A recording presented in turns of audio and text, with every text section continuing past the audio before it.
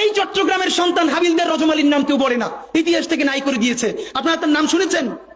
সিপাহী বিপ্লবে যদি দুইটা নাম থাকে, এর একটা মঙ্গল পান্ডে আর একটা হাবিলদার রজমালি। ইতিহাস পড়িও না, নতুন করে তৈরিও করি না, পাবলিকেশনও বানাই না, শুধু রাস্তা কাঁপাই দিলে হবে না ভাই। হাবিলদার রজমালি এই ব্রিটিশদের বিরুদ্ধে পার্বত্য অঞ্চলে যুদ্ধ করতে করতে পার্বত্য চট্টগ্রামের ঘোড়া নিয়ে ঢুকে গেছে।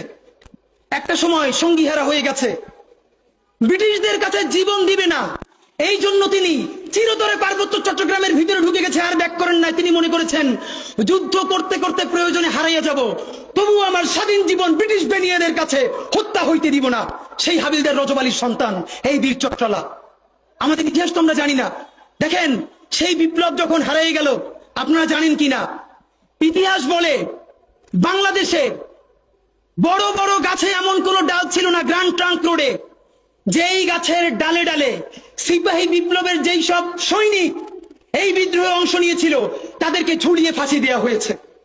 তাদের বাবাকে, তাদের সন্তানদেরকে জগন্নাথ বিশ্ববিদ্যালয়ের সামনে বাহাদুর শাহ পার্ক গিয়ে দেখবেন, এখনো তাদের নাম লেখা আছে।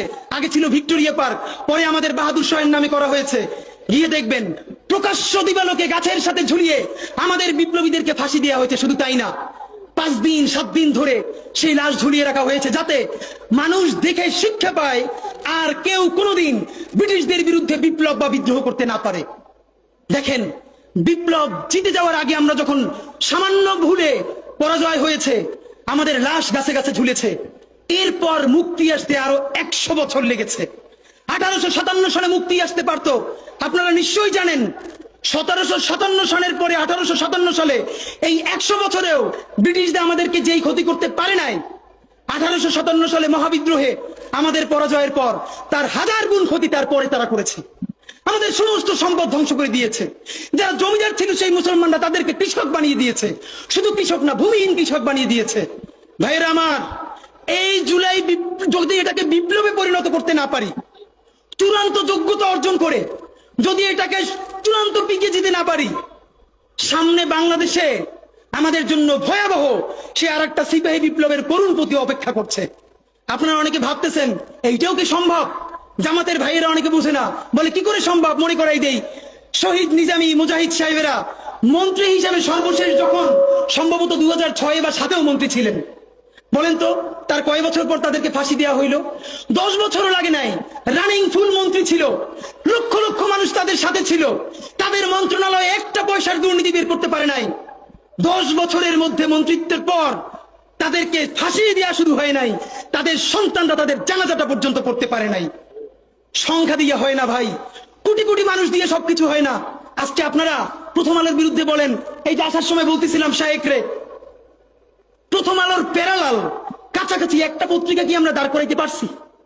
অনেকে বলে আমার দেশের কথা, আজকে শুধু বলি, পরশু জানলাম প্রথম আলোর 10 ভাগের 1 ভাগ বিনিয়োগ এবং আর্থিক সংগতি আমার দেশের নাই। 5 কোটি টাকা হইলে আমার দেশে একটা নতুন প্রেস কিনতে পারে, তাইলে পত্রিকাটা ঠিক মতো ছাপাইতে পারে, ভাড়া লাগে না, সেই টাকাটাও তাদের নাই। ভাই, ভালোবাসা দিয়া পয়সার কাজ হয় না। 50,000 টাকা যে এই লোকটার স্যালারি, এই কাজ যদি 20,000 টাকা দিয়ে করাইতে চান, কোনদিন 50,000 টাকা রিপোর্ট এবং স্কিল আপনি পাবেন না। ওই 50,000 টাকাই লাগবে। মানুষ মাগনা কাটে 3 দিন, একজনের দাওয়াত খাওয়ায় 2 দিন 3 দিন, তারপরে আর চলে না। আমাদের আর্থিক যোগ্যতা অর্জন করতে হবে। আমাদের অনেকগুলো প্রতিষ্ঠান লাগবে, একটা প্রতিষ্ঠান না। আমাদের ভাইদের সমস্যা কি জানেন? সে আজকে যদি হাটাজারি মাদ্রাসা দিয়ে কেউ একটা পত্রিকা বার করে, সেই পত্রিকাটা সে জাতীয় মূলধারা বানাবে না, দেবে দৈনিক হাটাজারি। সে বানাবে মানে কোনো না কোনো ঘুরে ফিরা তার চিন্তায়, মননে, মগজে প্রথমে হয়তো হাটাজারি, সর্বোচ্চ বড় হইলে হেফাজত, এরপরে সর্বোচ্চ বড় হইলে বাংলাদেশের শুধু মুসলমান। ভাইরা, এই মুসলমানের বাইরের যে জনগোষ্ঠী, সেইটা কি আপনার না?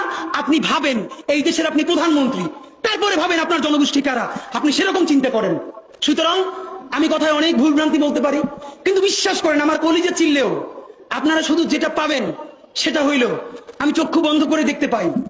আমরা যদি যোগ্যতা নিয়ে 5-10 বছরের মধ্যে দাঁড়াইতে না পারি, এই ভিডিও, এই ছবি, এই শহীদ পরিবার, এই আহত, এদের জীবন তো শেষ।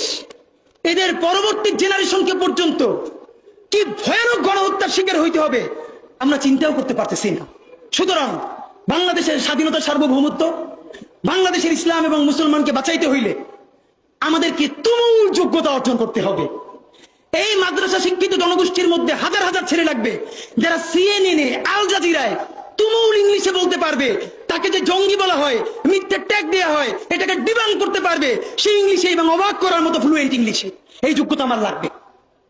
আমাদের ভাইয়েরা কিতাবি আরবি এবং অন্য আরবি ভিন্ন জিনিস, তাকে দুর্দান্ত আরবি বলতে পারতে হবে। আমাদের প্ল্যাকার্ডে ইংলিশ কই, আমাদের প্ল্যাকার্ডে আরবি কই। ভাই, নিজের কাজ নিজে না করলে অন্য কেউ কইরে দেয় না। প্লিজ আপনারা কয়দিন আমারে কয়দিন ওরে ভাই মনে করবেন, এরপর তো আমি আপনার বিপক্ষে বলবো, তখন আবার গাই লেবেন, এটা কইরেন না। নিজে শক্তিশালী হন, নিজে যোগ্যতা অর্জন করেন। আমার গালি দিয়ে হইলেও, বোকা দিয়ে হইলেও যে এই পুচকি বলা এত ভাব লয়, যা যোগ্যতা অর্জন করে ফেলাই। তবে কি জানেন, মিছিল দিয়া জান দেওয়া এটা একদিনের কাজ, 3 দিন 5 দিন 1 মাসের কাজ। যোগ্যতা তো আর 1 বছরে অর্জন হয় না। এটা বিরাট একটা জিহাদ। আপনারা বলেন না জিহাদ চাই, চলেন জিহাদ চাই শুরু করি।